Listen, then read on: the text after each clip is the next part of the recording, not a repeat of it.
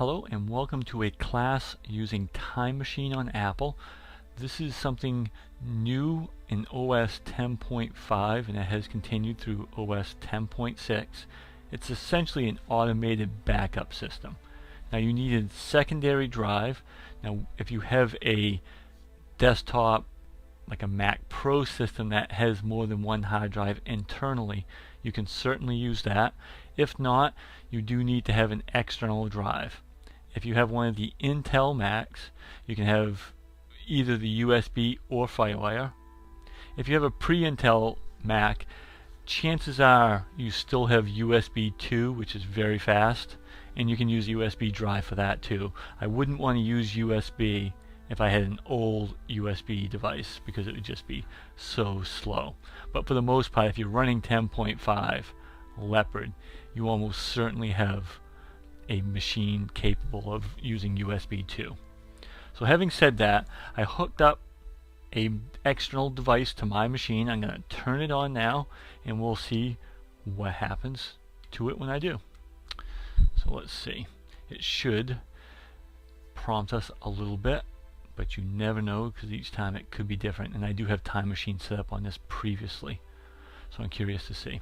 Okay, I wanted you to see it right from the beginning. It's asking you what you want to do when you insert a disk that's not initialized. This isn't, so I do want to initialize it. I could eject it, I could ignore it, but keep in mind if I do initialize it, it's going to erase the hard drive. Now this is hooked up externally. Now I have quite a few drives on my machine, so if you make sense of this, you can make sense of anything.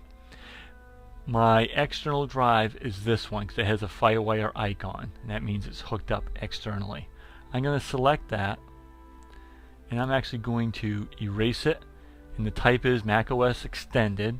If you wanted to share this with the PC user, this drive, you could do it as a DOS format, but then that would slightly limit on booting up from your Mac and stuff potentially, but you could definitely do that. I'm going to call this Doctor Who because it's a time machine. Erase it. It does give us one warning saying if you do this, it's going to erase the hard drive completely. Are you okay with that? So if this is a brand new drive, then of course you're okay with it.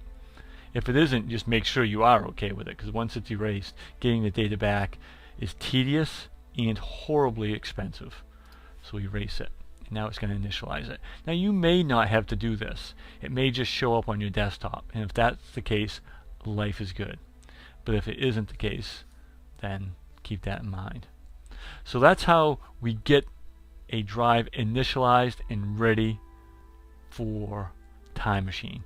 The next class we're going to be setting up Time Machine and actually starting it. So thank you very much for watching, and look forward to seeing you at the next class.